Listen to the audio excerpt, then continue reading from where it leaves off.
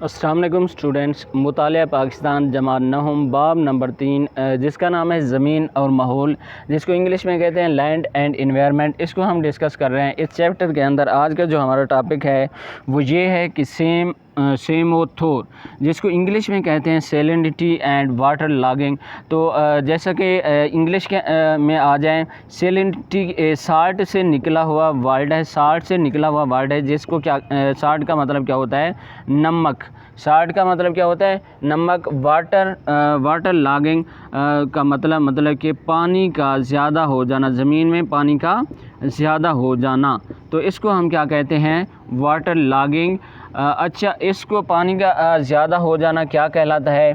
Same कहलाता है। पानी का ज़्यादा हो जाना क्या कहलाता है? सेम। और साल्ट का ज़मीन में ज़्यादा हो जाना ये क्या कहलाता है? सेलिनिटी। क्या कहलाता है? सेलिनिटी। और सेलिनिटी को हम क्या कहते हैं? थोर। सेलिनिटी को हम क्या कहते हैं? थोर। सेलिनिटी को हम कहते हैं थोर अपने उर्दू लैंग्वेज के अंदर, अपने अल्फाज के अंदर। तो इस हवाले से आज हमने डिस्कस करना है। दोबारा सुने कि सेमोथोर आज का हमारा टॉपिक है। सेमोथोर सेलिनिटी, इसको इंग्लिश में कहते हैं थोर। यहाँ पे ज़रा आगे पीछे कर दिया है किताब वाले ने। सेलिनिटी साल्ट से निकला हुआ है, जिसका मतलब साल्ट का मतलब होता है नमक। और सेलिनिटी क्या कहते हैं? सेलिनिटी ज़मीन में मतलब कि नमक की पैदावार, नमक का ज़्यादा हो जाना क्या कहलाता है? सेलिनिटी। और सेलिनिटी जो है उर्दू में हम क्या कहते हैं? थोर कहते हैं इसको। उसके बाद है वाटर लॉगिंग। वाटर लॉगिंग का मतलब कि ज़मीन में पानी का ज़्यादा हो जाना, और पानी के ज़्यादा हो जाने को हम क्या कहते हैं? सेम कहते हैं। ठीक है। तो इस हवाले से आपकी किताब से डिस्कस करते हैं, आपकी किताब से रीड भी करते हैं और आपको समझाते भी जाते हैं। सेमोथोर salinity and water logging. Pakistan एक ज़राई मुल्क है और हमारी ज़राअत का ज़्यादातर इन्हसार नहरी आबपाशी पर है। जहाँ एक तरफ नहर की वजह से हमारी ज़राअत तरक्की कर रही है और ज़रूरी पैदावार में इजाफ़ा हो रहा है, वहाँ नहरी आबपाशी के निज़ाम की वजह से हमारी ज़मीनें भी मुतासिर हो रही हैं। कि पाकिस्तान एक ज़राई मुल्क है, मतलब कि फसलें काश्त करने वाला मुल्क है। तो इसके अंदर जो है नहरी निज़ाम भी एक बेहतरीन किस्म का निज़ाम है। नहरी निज़ाम की वजह से ज़राअत में तरक्की भी हो रही है, ज़राअत के अंदर फ़ायदा भी हो रहा है। लेकिन नहरी निज़ाम की वजह से हमारी ज़मीनों का भी बहुत सारा नुकसान हो रहा है। वो कहते हैं कि जिस चीज़ का फ़ायदा होगा उस चीज़ का नुकसान भी होगा। इसी तरह नहरों का फ़ायदा भी है पाकिस्तान के अंदर और इनका नुकसान भी है। नुकसान क्यों कर रही हैं ये नहरें? जैसे मैंने पिछले लेक्चर के अंदर आपको बताया है कि इनकी जो दीवारें हैं वो क्या हैं? पुख्ता नहीं है, पक्की नहीं है, जिसकी वजह से वो काफ़ी सारा पानी जो है ज़मीन के अंदर जाज़ब हो जाता है और दीवारों से जो है काफ़ी सारा पानी बह जाता है, जिसकी वजह से ज़मीन के अंदर पानी की मिक़दार ज़्यादा हो जाती है और ज़मीन के अंदर क्या पैदा हो जाता है? सेम पैदा हो जाता है, जिसको हम क्या कहते हैं? वाटर लॉगिंग इंग्लिश में कहते हैं और उर्दू में क्या कहते हैं? सेम कहते हैं। तो इसकी वजह से क्या हो जाता है? मसाइल पैदा हो जाते हैं। और होता यूँ है कि जब ज़मीन के अंदर पानी ज़्यादा हो जाता है और हवा के चलने की वजह से या धूप के निकलने की वजह से, जब ये गर्मी की वजह से जब ये पानी बुखारात की सूरत में हवा में उड़ जाता है, तो पानी के अंदर साफ ज़हर नमकियात वगैरह तो होते हैं, थोड़े बहुत होते हैं, ज़्यादा ना हो तो थोड़े बहुत लाजमी होते हैं। जब ये पानी बुखारात की शक्ल में क्या होता है? उड़ जाता है हवा के अंदर, तो ज़मीन पे जो है नमक रह जाता है, जिसे क्या कहते हैं? सेलिनिटी, जिसको हम आम अल्फाज में कलर कह रहे होते हैं। अगर आपने कभी देहाती इलाकों में आपका जाना हुआ हो या सेम थोर वाले इलाकों में, तो आप देखते होंगे कि ज़मीन पे सफ़ेद नमक की तरह वो नज़र आ रहा होता है, सफ़ेद तह नज़र आ रही होती है ज़मीन पे। तो वो क्या होती है? सेलिनिटी, जिसको उर्दू में थोर कहते हैं और आम ज़ुबान में क्या कहते हैं? कलर कहते हैं।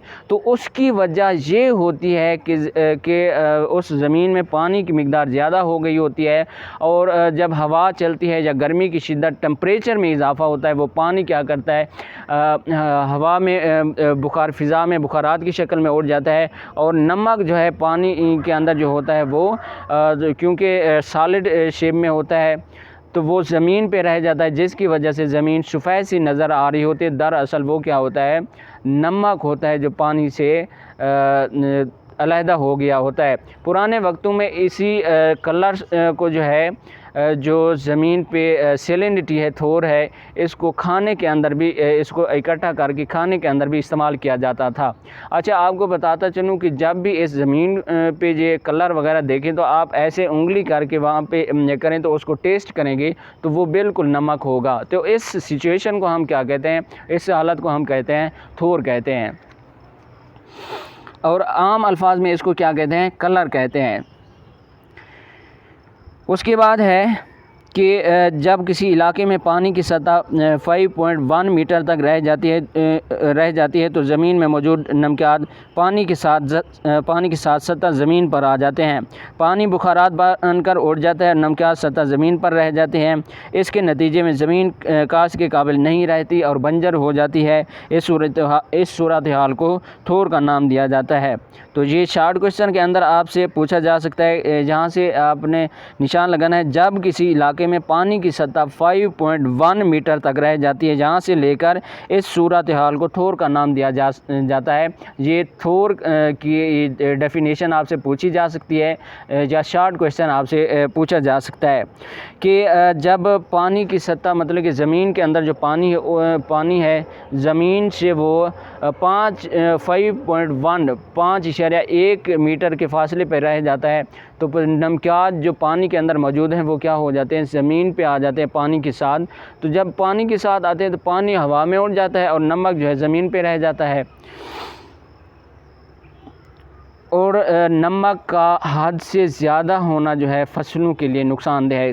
ज़रूरी है फ़सलों के लिए नमकियात वगैरह, लेकिन हद से ज़्यादा हो जाना वो क्या है, नुकसानदेह है, और वो ज़मीन को क्या कर देता है, तबाह कर देता है, वैरान कर देता है, और फसलें वगैरह क्या हो जाती हैं, मर जाती हैं। सेम व थोर वाली ज़मीनों में सोडियम और हल पजीर नमकियात दोनों की मिकदार बढ़ जाती है। ये हालत कलर कहलाती है। सेम व थोर वाली ज़मीन में सोडियम क्लोराइड जो हम खाने के अंदर इस्तेमाल करते हैं, खाने में, आटे में, सालन वगैरह में, जहाँ पे जो भी मतलब कि खाने के अंदर जो नमक इस्तेमाल करते हैं वो क्या है, सोडियम, पूरा उसका नाम है सोडियम क्लोराइड। तो सेम व थोर वाली जगहों पे जो है सोडियम क्लोराइड जमा हो जाता है और हाल पजीर नमकियात दोनों की मिकदार बढ़ जाती है। हर चीज़ की जो ज़्यादा मिकदार है वो क्या करती है, ख़राब करती है। दूध एक फ़ायदेमंद चीज़ है, अगर हद से ज़्यादा पी लिया जाए तो वो भी क्या करेगा, नुकसान देगा। इसी तरह जब नमकियात ज़मीन के अंदर ज़रूरी हैं लेकिन हद से ज़्यादा हो जाएं तो वो भी क्या करते हैं, नुकसान देते हैं। Excess of everything is bad, कि हर चीज़ की ज़्यादा मिकदार ख़राब होती है। कलर से मुतासरा ज़मीनों में घास की अक़साम मसलन कलर घास, बरमूदा घास, सोडान घास वगैरह, और चारा जात मसलन जंतर, बरसीम, लूसरन भी एक बरसीम की किस्म है, और बाजरा वगैरह काश्त करके ज़मीन को काबिल काश्त बनाने के साथ साथ इससे अच्छी पैदावार भी हासिल की जा सकती है। कि ऐसी ज़मीनों पे जो है कलर घास, जो कलर वाली ज़मीनों पे घास उगता है वो काश्त किया जाए ज़्यादा से ज़्यादा, बरमूदा घास काश्त किया जाए, सूडान घास वगैरह, और जंतर, बरसीम, लूसरन और बाजरा वगैरह काश्त किए जाएँ, तो वहाँ से जो है कलर जो है ज़मीन से पानी की कमी की जा सकती है। जहाँ वहाँ पे जो है ज़्यादा दरख्त उगाए जाएँ ताकि ज़्यादा दरख्त ज़्यादा होंगे तो वो पानी ज़्यादा जज़्ब करेंगे, फ़िज़ा में वो अपनी शाखों से वेपराइजेशन के ज़रिए बुखारात खारिज करेंगे और पानी की जो है ज़मीन के अंदर कमी हो जाएगी, जिसकी वजह से सेम और थोर का मसला हल हो जाएगा। बाज़ औक़ात ज़ेरे ज़मीन पानी की सतह मज़ीद बुलंद हो जाती है और पानी ज़मीन के मसामों से गुज़र कर ज़्यादा मिकदार में सतह ज़मीन पर आ जाता है। मसामों से गुज़र कर ज़मीन वाले सुराख वगैरह जो होते हैं, और ज़मीन दलदल बन जाती है कि बाज़ औक़ात इतना ज़्यादा पानी की मिकदार हो जाती है ज़मीन के अंदर कि वहाँ पे कीचड़ मच जाती है, दलदल बन जाती है। इसको सेम का नाम दिया जाता है, और इस हालत में भी ज़मीन बंजर हो जाती है और काश्त के काबिल नहीं रहती। पाकिस्तान में काफ़ी ज़रीअ ज़मीनें सेम और थोर का शिकार होकर अपनी पैदावार खो चुकी हैं। इन ज़रई ज़मीनों को मंदरजा झैल तरीक़ों से दोबारा काबिल काश्त बनाया जा रहा है। नंबर 1 है थोर का शिकार। ज़मीनों में कलर घास लगाई जा रही है जिससे ज़मीन को काबिल काश्त बनाया जा रहा है। पाकिस्तान में नहरी पानी की ज़िया को रोकने और शेम से बचाने के लिए खालों, राजबाहों और नहरों को पुख्ता किया जा रहा है। जैसे मैंने पिछले लेक्चर के अंदर बताया और इस लेक्चर के अंदर बताया कि इनको नहरों, खालों को पुख्ता करके इस मसले पे काबू पाया जा सकता है।